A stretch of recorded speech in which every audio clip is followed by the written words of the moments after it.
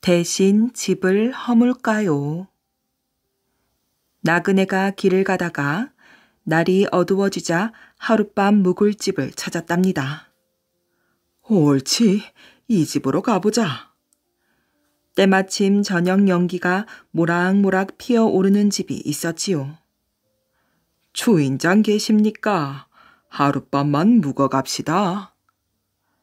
나그네가 부탁을 하자 주인은 마지못해 허락하였어요. 주인은 나그네를 여간 소홀히 대하는 게 아니었답니다. 먼저 온 손님은 이 집의 사돈이라 하여 대접을 이만저만 잘해주는 게 아니었어요. 이 사람 보게 아무리 제 사돈이라고 하더라도 한 방에 있는데 이렇게 차별할 수가 있단 말인가. 나그네가 괘씸하게 생각하고 있는데 잘 차린 저녁상이 들어왔답니다.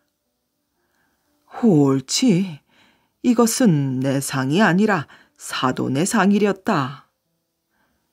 나그네는 상을 널름 받았답니다. 나는 먼 길을 온 나그네요. 배고픈 걸 참을 수 없으니 먼저 먹겠소이다. 나그네는 후다닥 먹었답니다.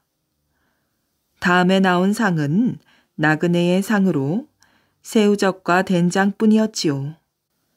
사돈은 화가 슬며시 났지만 사돈집에 와서 반찬 때문에 싸울 수도 없는 처지라 참고 억지로 먹었답니다.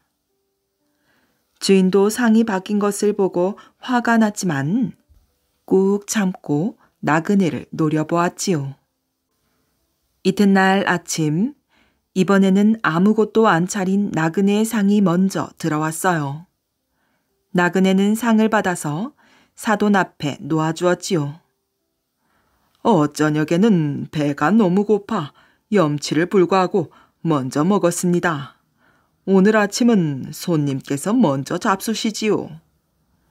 사돈은 그게 자기 상이 아니라고 말할 수도 없어 그냥 받아먹었어요. 조금 뒤에 잘 차린 사돈 상이 들어오자 나그네는 아주 맛있게 먹었답니다. 주인이 이 같은 광경을 보고 화가 나서 소리쳤어요. 헤이, 이놈의 집을 모두 헐어버려야지. 집을 부순다고요? 이 말을 들은 나그네는 밥을 얼른 먹고 도끼를 가져왔답니다. 아니, 그 웬 도끼를 갖고 오십니까? 주인은 속이 뒤틀리는 것을 가까스로 참고 물었답니다. 밥을 2끼나 잘 얻어먹고 그냥 갈 수가 없지 않습니까? 돈을 드릴 수 없고 주인 댁 일이나 돕고 가야지요. 아까 듣자니까 집을 모두 헐어버리겠다고 하셨는데 밥 먹은 값으로 기둥이라도 하나 찍어드리고 가려고요.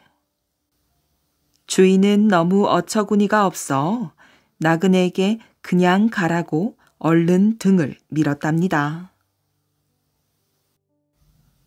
벼슬이 높아질수록 김정국은 조선 중종 때의 문신이랍니다. 그에게서는 조상으로부터 물려받은 많은 재산이 있었지요. 재산이 없던 사람이 벼슬 자리에 올라 그 벼슬을 이용해서 많은 돈을 모았다면 부정한 관리라고 하겠지만 물려받은 재산이 많다는 것이 흠이 될 수는 없을 것입니다. 그런데 김정국은 보기 드물게 양심이 바른 관리였지요.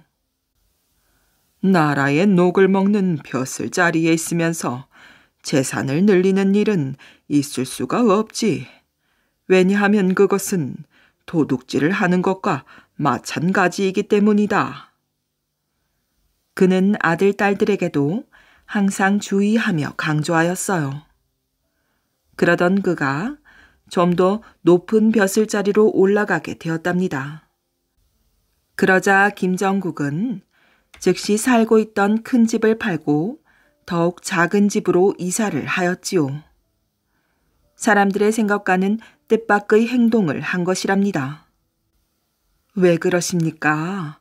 벼슬이 높아졌는데 집은 왜 줄입니까?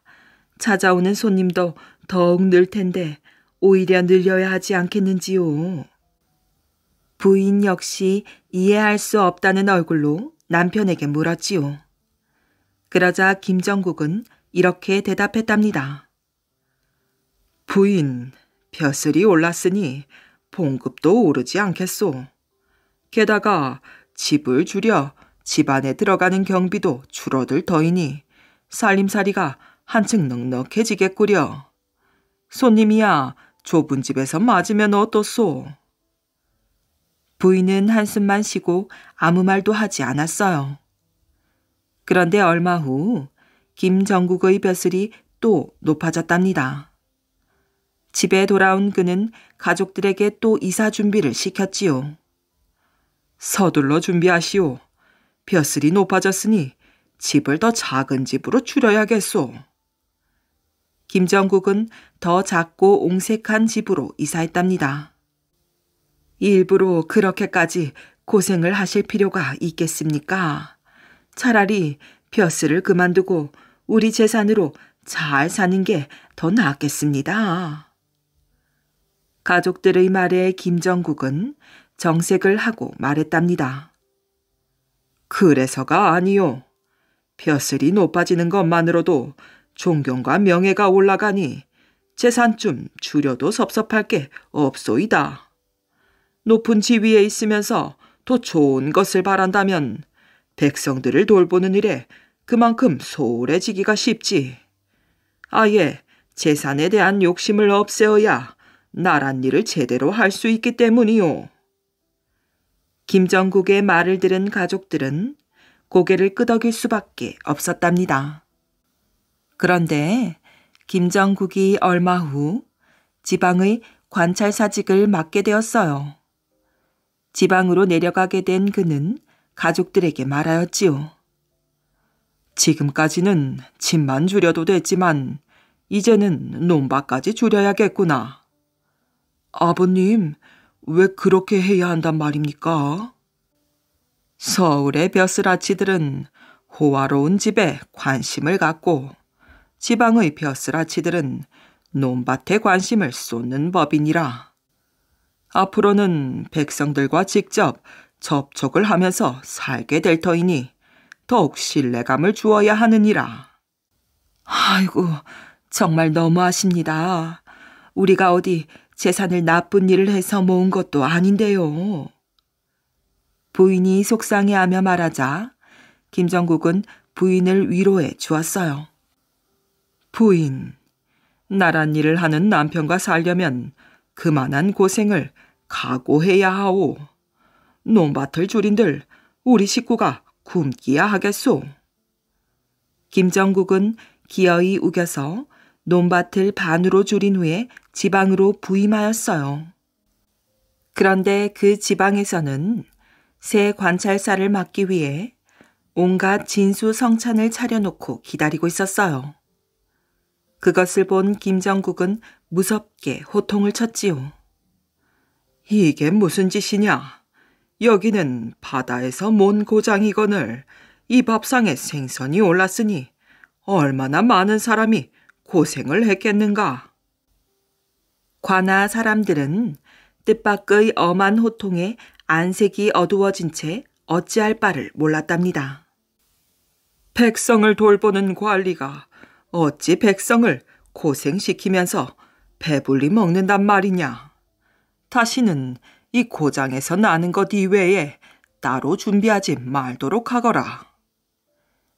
윗사람인 관찰사의 태도가 이렇게 검소하니 그 아래에 있는 부하 관리들은 자연히 사치 않은 버릇을 버리게 되었답니다.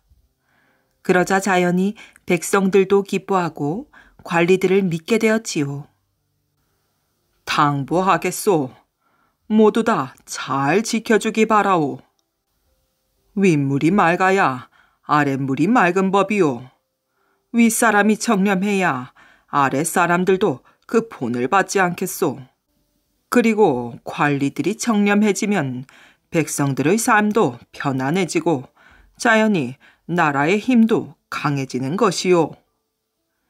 김정국은 부하 관리들에게 자신의 생각을 심어주려고 애썼답니다. 세월이 흘러 김정국은 그 고장을 떠나게 되었어요. 떠나는 관찰사의 재산은 너무나 단출했답니다. 겨우 2억 한짜리 집과 두어 마지기의 논밭, 책 한 궤짝과 검은고 하나, 그리고 옷가지 몇 벌이 전부였어요. 그는 이 재산을 나귀 등에 싣고 정들었던 고장을 떠났답니다. 비록 가난한 살림살이였지만 김정국의 높은 뜻을 이해한 가족들은 아무도 불평하지 않았어요. 어느 날 김정국의 친구가 찾아와서 이야기 끝에 이렇게 충고했답니다. 자네가 뜻이 고고하니 청렴한 관리로 사는 것은 좋지만 가족의 고생이 너무 심하지 않은가? 남보다 부자로 태어나서 풍족하게는 살지 않을 망정 유별나게 고생하며 살 것은 없지 않나? 하하, 그런가? 김정국은 그냥 껄껄 웃을 뿐 아무 말도 하지 않았답니다. 훗날 그는 정승 자리에까지 올라 백성을 위한 훌륭한 정치를 펼쳤답니다. 저승에 갔다 온 젊은이. 젊은 선비가 오늘 새벽에 죽었대요, 글쎄. 아이고, 이틀 전에도 멀쩡했는데 무슨 변일까? 법 없이도 살 뿐이셨는데. 우물가에 모인 아낙네들은 한결같이 젊은 선비의 갑작스런 죽음을 안타까워하였답니다. 효성이 지극하고 아내와 다정하게 지내던 젊은 선비는 마을 사람들의 부러움을 사곤하였지요. 큰 뜻을 품고 과거 공부에 전념하다가 그만 이틀 전에 병이 나서 자리에 누웠던 것이랍니다. 처음에는 하루 이틀 만에 다시 일어날 줄 알았던 젊은이가 갑자기 죽자 가족들이 받은 충격은 이만저만이 아니었지요. 부모님은 마치 넋이 나간 사람 같았고 아내는 정신을 잃고 쓰러지기까지 하였답니다.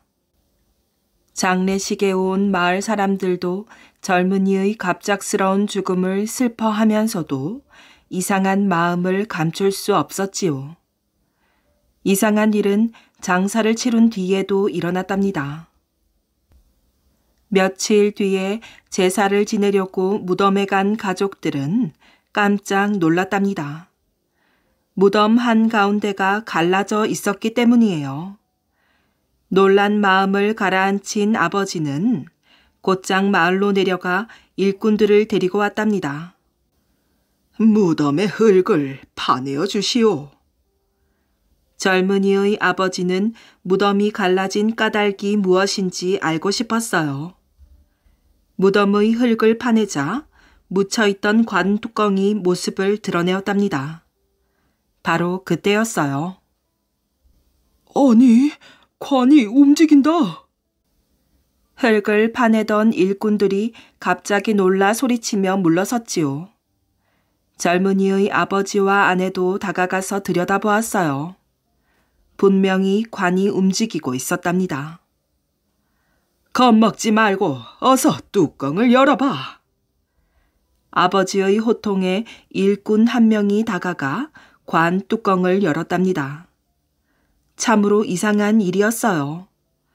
천으로 싸서 꽁꽁 묶어 관 속에 넣은 젊은이의 시체가 온 몸을 비틀며 발버둥을 치고 있었지요. 아버지가 다가가서 시체의 얼굴을 싸맨 천을 벗겼어요. 얘야, 이게 어찌된 일이냐?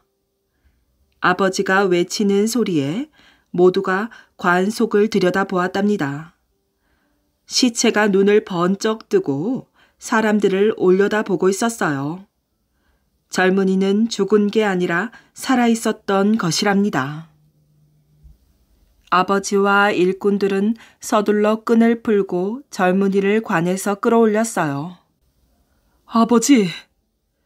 젊은이는 아버지와 아내를 껴안고 기쁨의 눈물을 흘렸답니다.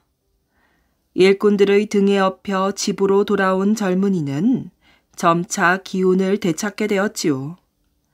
아버지와 아내는 젊은이가 어떻게 되살아났는지 몹시 궁금하였어요. 그러나 젊은이가 스스로 입을 열기만을 기다릴 뿐이었지요. 죽었던 젊은이가 살아났다는 소문이 돌자 마을 사람들과 친척들이 줄을 이어 찾아왔답니다. 살아난 것을 축하하네. 그런데 어떻게 살아났는지 이야기 좀 해보게. 저승이란 곳에 가보니 어떻든가? 정말 궁금해 죽겠는걸. 찾아오는 사람에게서 이런 인사말을 수없이 듣자 젊은이는 사실대로 털어놓기로 마음 먹었답니다. 어느 날 젊은이는 식구들과 마을 사람들이 모인 자리에서 자신이 겪었던 일을 자세하게 이야기해 주었어요. 숨이 끊어지자 밖에서 부르는 소리가 들렸습니다. 문을 열어보니 마당에서 흰 개 2마리가 빨리 나오라는 듯이 꼬리를 치고 있었어요. 흰 개를 따라가니 넓은 보리밭과 밀밭이 나오더군요. 거기서 한참 더 걸어가니 갈대가 우거진 언덕이 있고 그 너머에는 강물이 흐르고 있었습니다. 계속 이어지는 젊은이의 이야기는 다음과 같았답니다. 강을 건너가야 하는데 나룻배가 없었지요. 그러나 개들의 뒤를 따라가니 아주 긴 대나무가 강을 가로질러 저쪽 언덕까지 걸쳐 있었어요. 젊은이는 대나무 위로 건너가려 했지만 미끄러워 떨어질 것만 같아 겁이 났답니다. 젊은이가 망설이자 흰 개 1마리가 따라오라는 듯이 앞장서서 대나무 위로 건너갔어요. 젊은이도 개의 뒤를 따라 건너갔지요. 다른 흰 개 1마리는 젊은이를 지켜주려는 듯이 뒤따라오고 있었답니다. 강을 건너가자 언덕 위에 으리으리한 집이 있었답니다. 커다란 대문을 지나서 안으로 들어가 보니 높은 단 위에 임금님 같은 분이 앉아 계셨어요. 그분이 바로 죽은 사람의 영혼을 다스린다는 염라대왕이었지요. 젊은이는 염라대왕 앞에 무릎을 꿇고 앉았답니다. 자, 네가 사는 곳과 이름을 대어라. 염라대왕이 소리쳐서 젊은이는 사실대로 말했답니다. 젊은이의 말이 틀림없는지 확인하여라. 염라대왕의 명령에 따라 옆에 있던 신하가 두툼한 책장을 여러 번 넘기더니 고개를 갸웃거리면서 말하였어요. 대왕님, 이름이 같아 헷갈려서 잘못 데려왔습니다.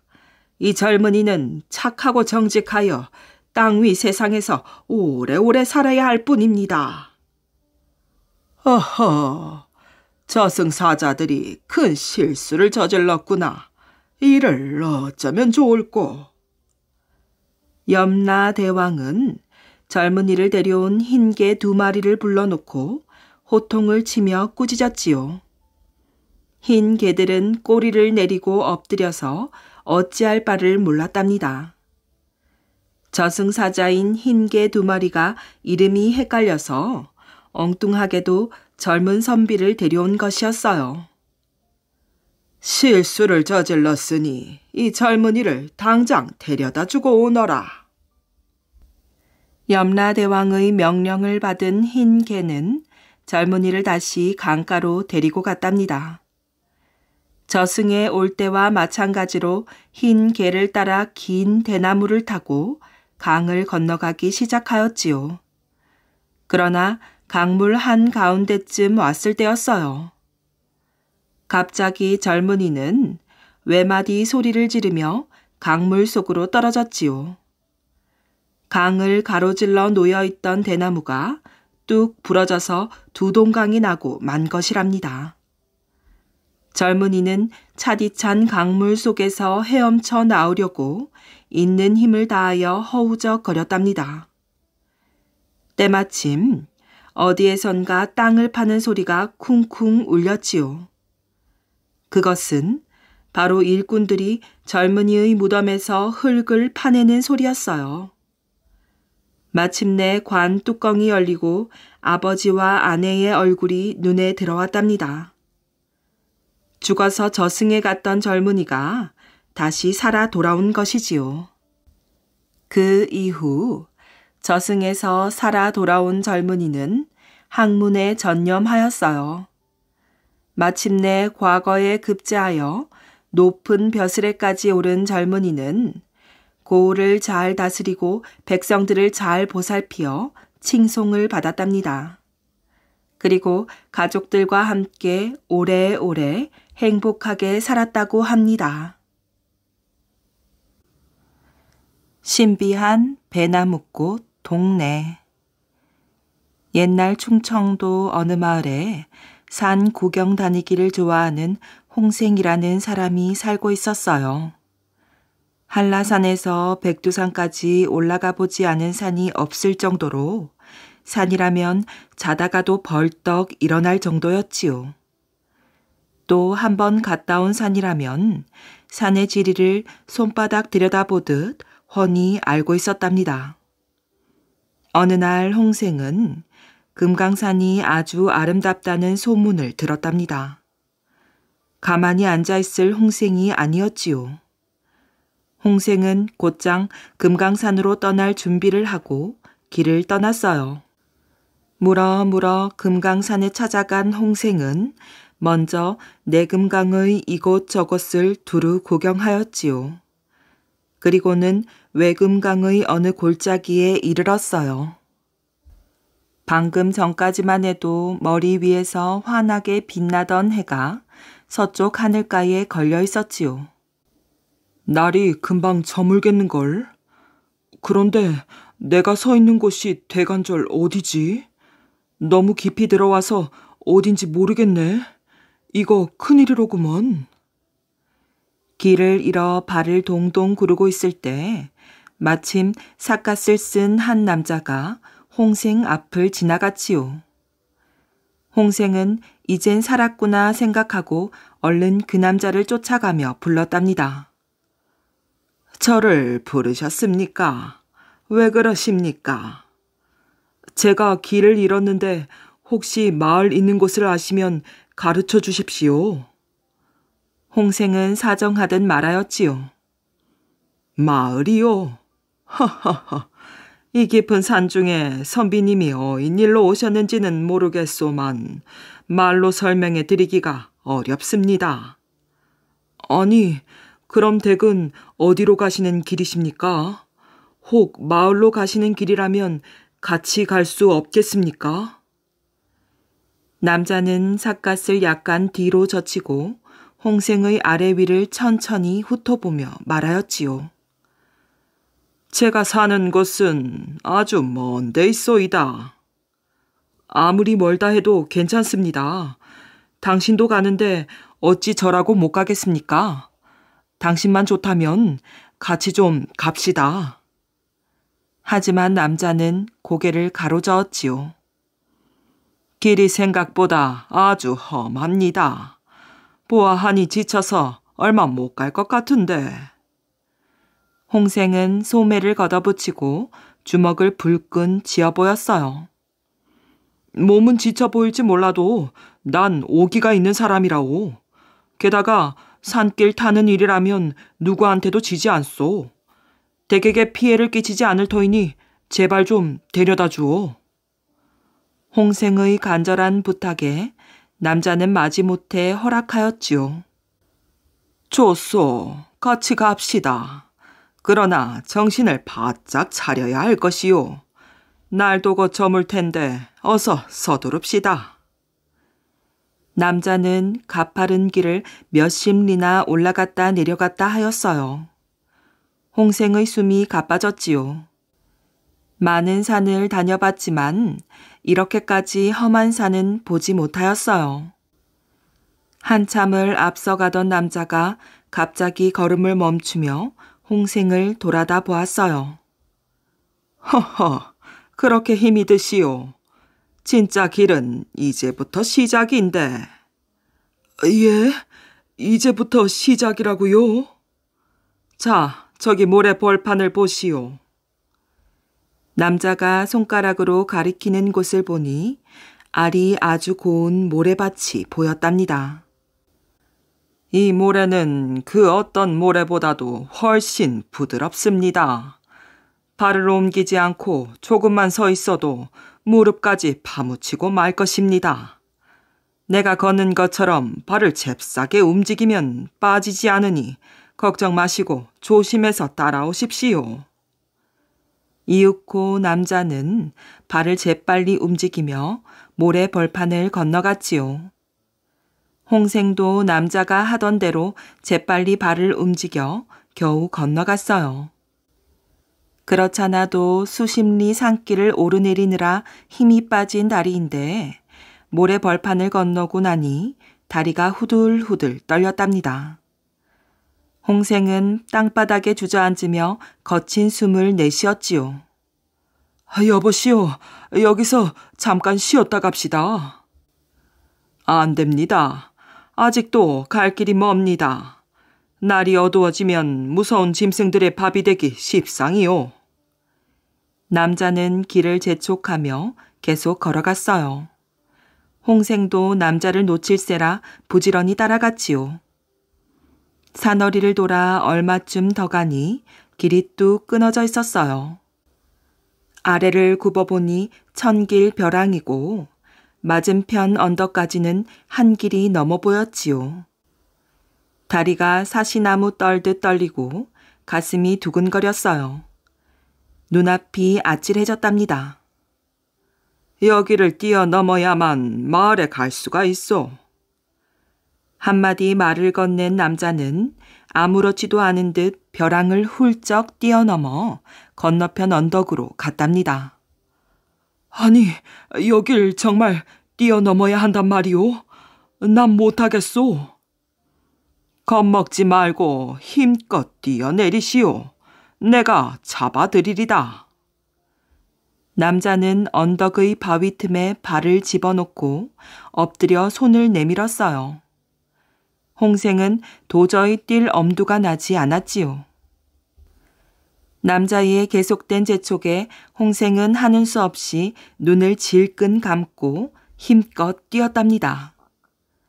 가슴이 내려앉으며 공중에서 아슬아하게 떨어지는 기분이 들었지요. 이젠 죽는구나 생각하며 눈을 못 뜨고 있을 때 남자의 웃음소리가 들렸답니다. 하하하, 그 정도면 잘 뛰어내리십니다.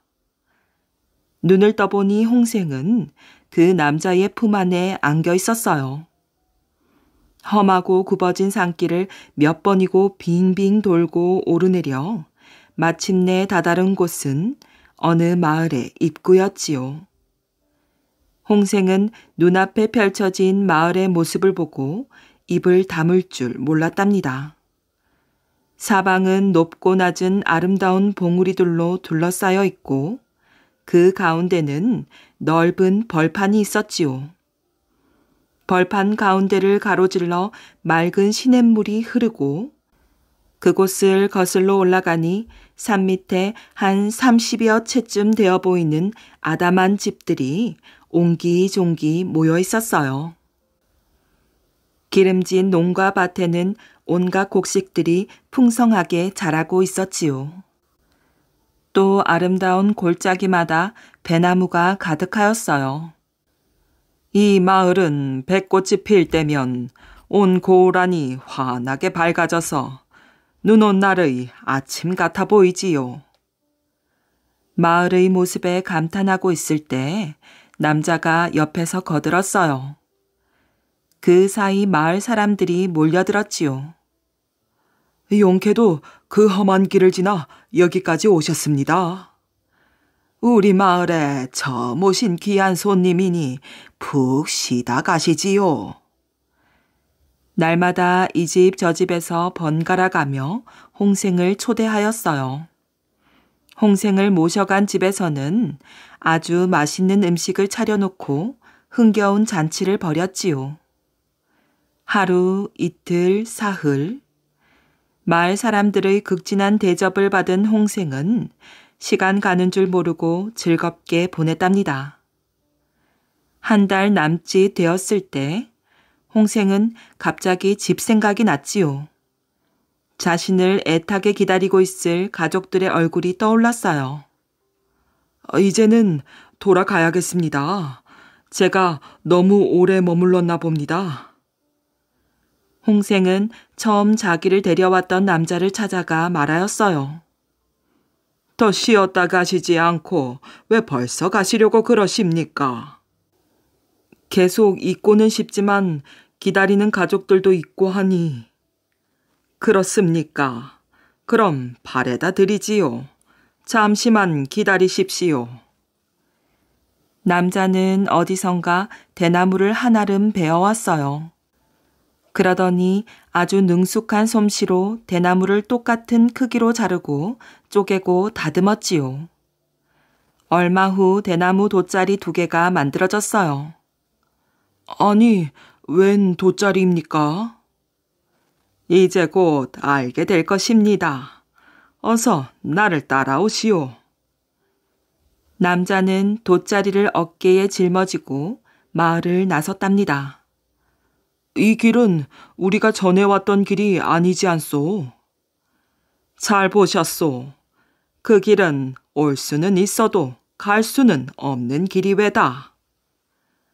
어리둥절해하는 홍생을 보고 남자는 빙긋이 웃으며 말을 덧붙였어요. 여기서 나가는 길은 따로 있는데 오직 한 곳뿐이라오. 마을을 벗어나 고개를 하나 넘으니 그 아래에 큰 너럭바위가 있었답니다. 너럭바위 위에 맑은 물이 흘러내리고 있었지요. 바위는 얼마나 큰지 그 끝이 보이지 않을 정도였어요. 남자는 너럭바위 위에 돗자리 2개를 폈답니다. 자, 돗자리에 등을 대고 누우시오. 홍생은 고개를 갸웃거리며 남자가 시키는 대로 돗자리 위에 누웠지요. 남자도 똑같이 돗자리에 누웠어요.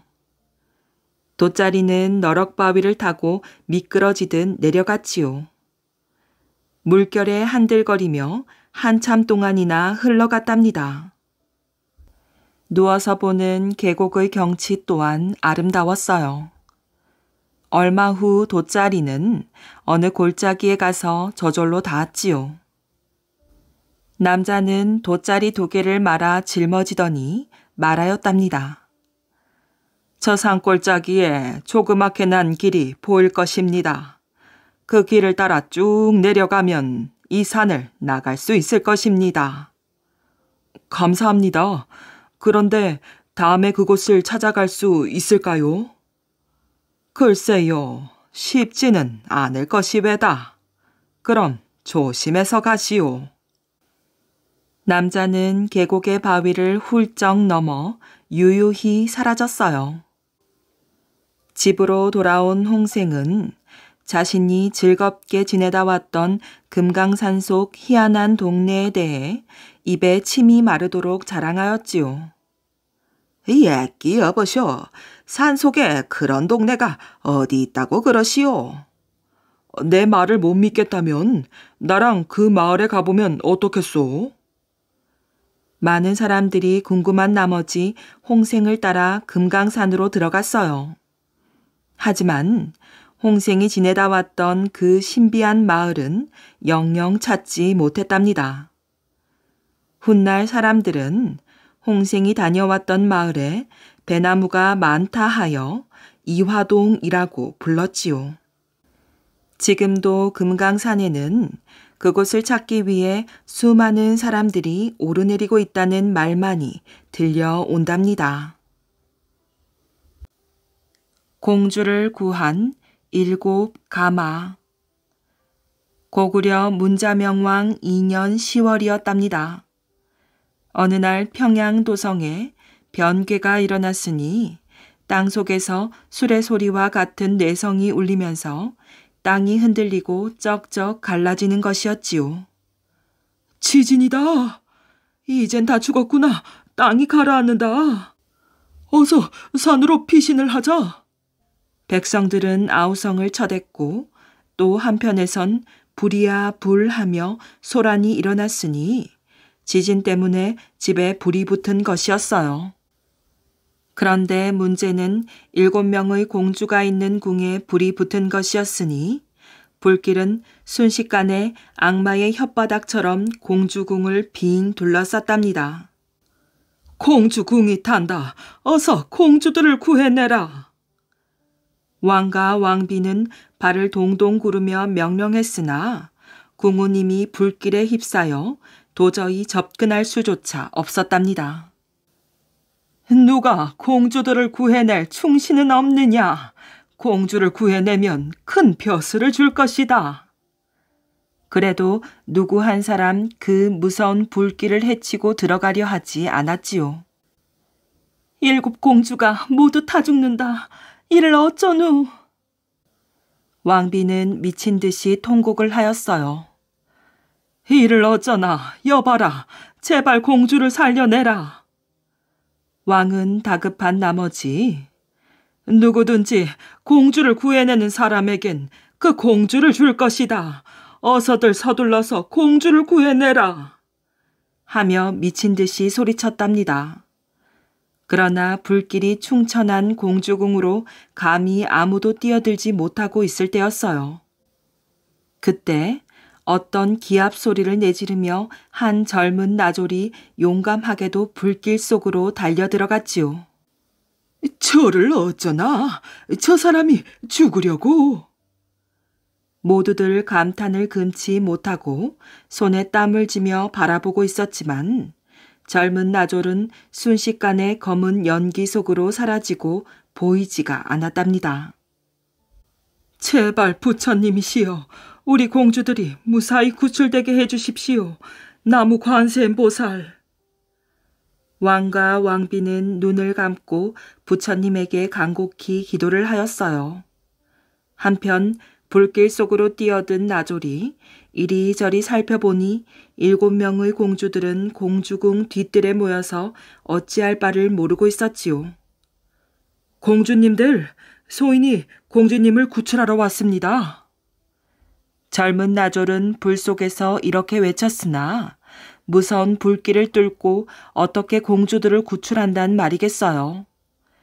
나졸이 당황해하고 있는데 갑자기 가마를 걸머진 사람들이 나타났으며 모두 7채인 가마는 앞 뒤에서 2 사람씩 메고 있었지요. 공주님들은 안심하고 어서 이 가마에 오르십시오. 그들은 7 공주를 각각 가마에 태운 후 가마를 메고 불길 속을 헤쳐나가고 있었어요. 나졸도 그들의 뒤를 따랐으나 불길은 조금도 뜨겁지가 않아 모두들 무사히 궁 밖으로 나와서 모란봉 영명사 경내에 당도하였지요. 왕과 왕비는 공주들을 얼싸안고 기쁨의 눈물을 흘렸답니다. 그런데 공주를 태워온 가마와 가마꾼 14명은 온데간데 없이 사라져서 그 모습을 찾아볼 수가 없었지요. 아니, 이상도 하다. 신기한 가마와 가마잡이는 모두 어디로 갔단 말인가? 왕과 공주는 그 고마운 가마꾼들을 찾았으나 간 곳이 묘연할 따름이었지요. 아니, 이럴 수가? 한편 신기하게 생각한 나졸이 영명사 본존불 뒤에 있는 천체 불상을 보니 그 불상들은 모두 불에 그을리기도 하고 한쪽 팔과 다리가 떨어져 나간 흉한 몰골이었지요. 오라, 공주들을 구출한 것은 바로 저 불상들이었구나. 비로소 사람들은 7 공주를 구출해낸 것이 불상들이라는 것을 알게 되었답니다. 이 소식을 들은 왕은 매우 기뻐하며 부처님께 감사의 제를 올리고 각처에 절을 지어 더욱 부처님을 돈독하게 섬겼답니다. 이러한 사실이 백성들에게도 널리 전해져서 그 후부터는 고구려에서 불교에 대한 신앙심이 매우 높아졌다고 한답니다. 귀엔 말. 옛날 상진이라는 사람은 영의정의 벼슬까지 한 분인데 이 사람에게는 젊을 때부터 한 가지 좋지 못한 버릇이 있었답니다. 그건 남의 잘잘못을 말하는데 너무 조심성 없이 날카로운 것이었지요. 누가 좋은 일을 하거나 옳은 말을 하는 걸 보면 그 사람이야말로 누구도 따를 수 없는 훌륭한 인물이지. 그 사람을 따를 사람은 아무도 없어. 하고 극구 칭찬을 하였어요. 그러나 마음에 좀 못마땅하게 생각되는 사람에 대해서는 저런 사람은 세상에 나서 밥 먹고 살 자격이 없어. 잘난 체 하면서도 무엇 하나 제대로 한 일이 없는 인간이야. 쌀벌레밖에 안 되지. 하고 느닷없이 깎아내리는 것이었어요. 남을 나쁘게 말할 때에 그 사정없고 이해심 없는 태도에는 친구들까지도 모두 눈살을 찌푸릴 정도였지요. 그 친구는 입만 좀 고왔으면 아무 나무랄 데 없는 인물인데 입이 탈이야. 저래가지고서는 세상 사람의 원망만 듣게 될 텐데. 가까운 친구들은 가끔 타일러 보기도 하였답니다. 상공, 제발 그 입 좀 부드럽게 하오. 남을 칭찬할 때나 비난할 때나 상공은 너무 한쪽으로 치우쳐서 못 써요. 비난을 당하는 사람의 처지를 생각해 보면서 얘기를 해야 할 것 아니오.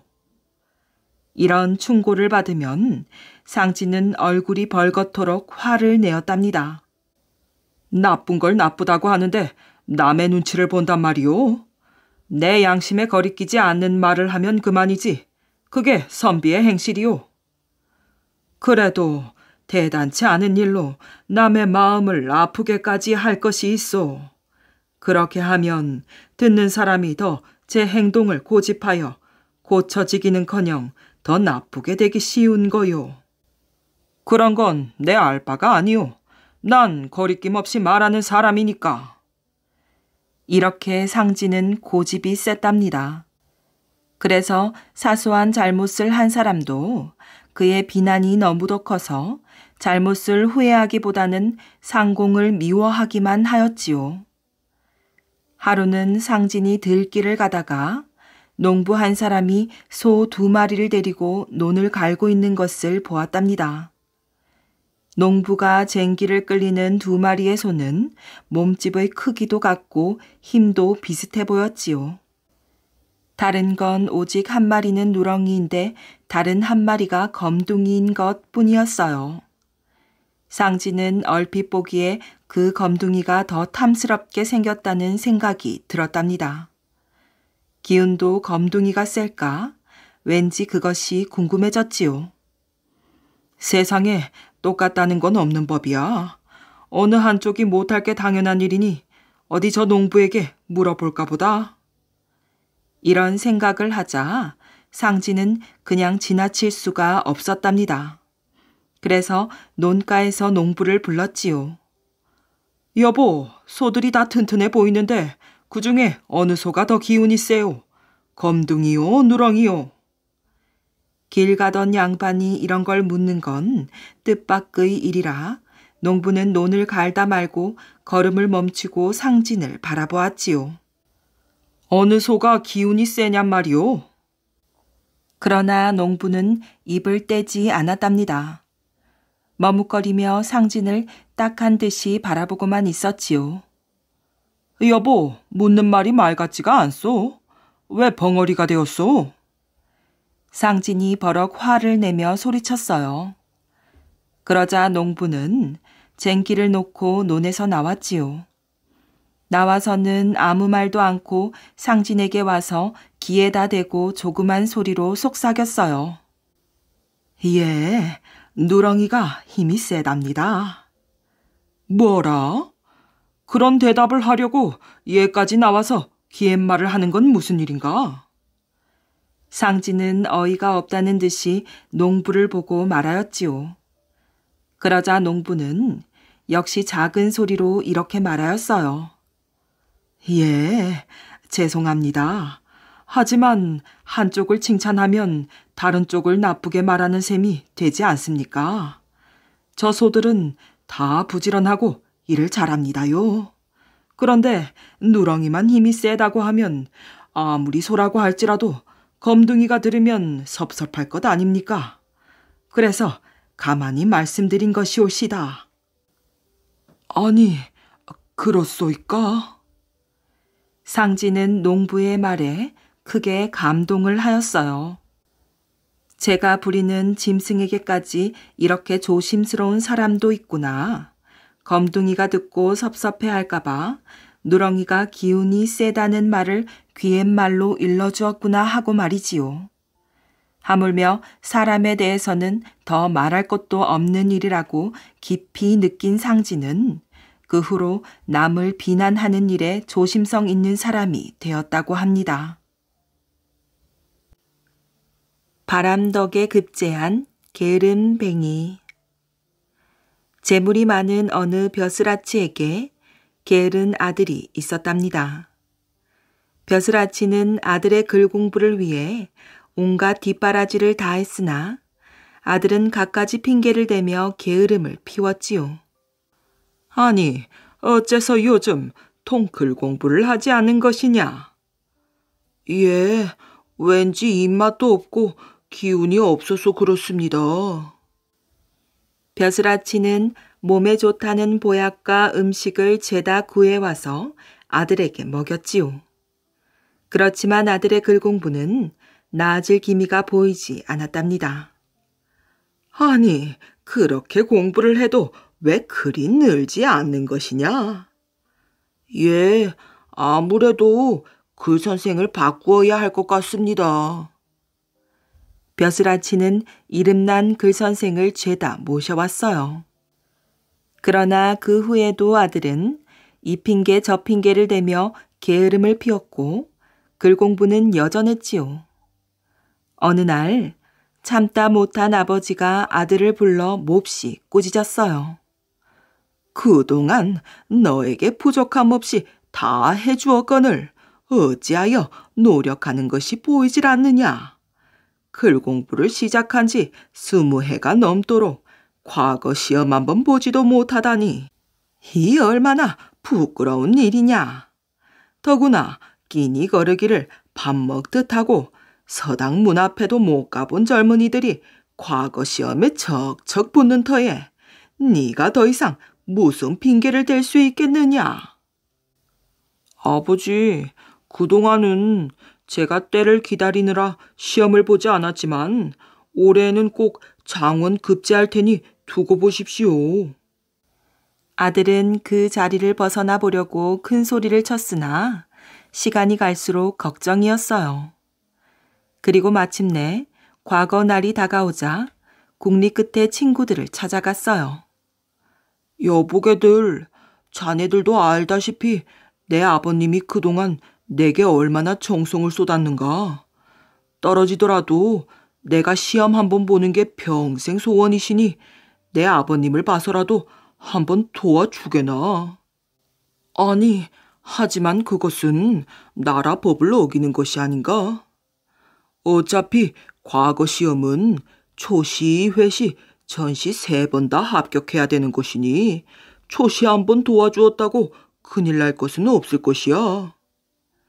친구들은 간곡한 부탁을 거절하지 못하고 도와주었어요. 그래서 아들은 친구들과 함께 초시에 합격하게 되었답니다. 그거 보십시오. 이래도 그동안 제가 게으름만 피웠다고 하시겠습니까? 좋은 정자에서 조용히 공부한다면 회시도 문제 없을 겁니다. 벼슬아치는 크게 기뻐하며 아들에게 산 좋고 물 맑은 곳에 좋은 정자를 얻어주었어요. 아들은 아버지 몰래 날마다 정자에서 먹고 마시고 놀기만 하였지요. 그러다 두 번째 시험인 회시가 다가왔어요. 아들은 또다시 친구들에게 사정했지요. 여보게들, 이왕 도와준 것 한 번만 더 도와주게나. 아버지의 기뻐하시는 모습을 보니 한 번만 더 기쁘게 해드리고 싶네. 더구나 지난번 시험에 붙은 걸 의심하시는 눈치니 제발 날 살려주는 셈치고 좀 도와주게나. 친구들은 또 거절하지 못하고 도와주었고 아들은 친구들과 함께 회시까지 합격하였어요. 이거 보십시오. 이래도 제가 노력을 안 했다고 하시겠습니까? 며칠 동안 잔치를 열어주신다면 머리도 식히고 전시도 더욱 잘 볼 것입니다. 벼슬아치는 망설일 것 없이 아들의 청을 다 들어주었고 마침내 마지막 시험날이 되었어요. 여보게들, 나 좀 도와주게.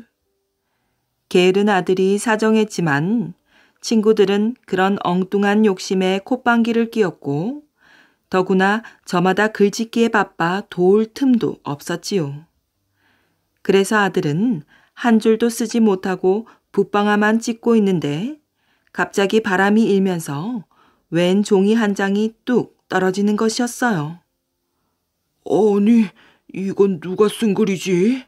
마침 잘 되었구나. 내 이름을 써서 내야겠어. 아들은 남의 글에 자기 이름을 써서 내었어요. 그런데 그 글로 그만 장원급제를 하게 되었지요. 제가 뭘 했습니까? 그동안 제가 시험을 보지 않은 것은 때를 기다리느라 그런 것이었습니다. 거짓으로 장원급제한 아들은 큰 소리를 쳤지만 오래가지 않았어요. 곧 그 글을 지은 자가 따로 있음이 밝혀졌고 초시와 회시 또한 남의 도움으로 된 것까지 드러나 아들은 웃음거리가 되고 말았지요. 못된 송아지, 엉덩이에 뿔 난다더니 너에게 그 머리가 있으면 글 공부하는 데 쓸 것이지 어찌하여 못된 일을 궁리하는 데 썼단 말이더냐. 벼슬아치는 창피하여 높은 벼슬자리를 내놓고 아들과 함께 어디론가 떠나고 말았답니다. 하늘나라 복숭아. 옛날 어느 마을에 한 소년이 늙은 아버지를 모시고 살았답니다. 어머니는 누뚱이 아들을 낳고는 병이 들어 세상을 떠났지요. 마을의 아기 엄마들에게 젖을 얻어먹고 자란 아들은 어느덧 어엿한 소년이 되었답니다. 그러나 아버지는 병이 들어 자리에 몸져 눕고 말았어요. 소년은 유명하다는 의원을 모조리 찾아다니며 약을 지었었으나 아무 소용이 없었지요. 소년은 가슴이 미어지는 것 같았답니다. 아버지의 병이 낫지 않는 것은 내 효성이 부족한 탓이야. 이렇게 생각한 소년은 산으로 올라갔어요. 폭포물에 몸을 깨끗이 씻고 바위 위에 꿇어앉아 빌었답니다. 하느님, 아버지의 병을 낫게 해주세요. 소년은 두 손을 모아 빌고 산에서 내려왔지요. 다음 날에도 그 다음 날에도 날마다 산에 올라가 빌었답니다. 소년이 기도를 시작한 지 1회째 되는 날이었어요. 여느 때와 같이 소년은 폭포에서 떨어지는 깨끗한 물에 몸을 씻고 바위 위에 꿇어앉아 기도를 하였답니다. 기도를 마치고 일어날 때였어요. 폭포 위에서 눈부시게 아름다운 비단옷이 바람에 날려서 내려오고 있었지요. 아니, 이건 누구의 옷일까? 물에 젖으면 안 되는데. 소년은 쫓아가서 비단옷을 손으로 소중히 받았답니다. 달콤한 향기가 풍기는 아름답고 보드라운 옷이었지요. 정말 아름답구나. 태어나서 처음으로 보는 비단옷이었어요. 아름다움에 취해 있던 소년의 머릿속에 문득 예쁜 아가씨의 모습이 떠올랐지요. 옳지. 예쁜 아가씨의 옷이야. 폭포 위에서 목욕하려고 벗어놓은 옷이 바람에 날려온 게 틀림없어. 소녀는 잠시 생각에 잠겼어요. 이 옷을 잃어버린 아가씨는 얼마나 애를 태울까? 빨리 갖다 줘야겠어. 소녀는 옷을 소중히 들고 벼랑을 따라 폭포 위쪽으로 올라갔지요.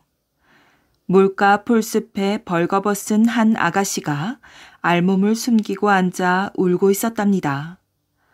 아가씨, 폭포 아래에서 옷을 주워왔어요.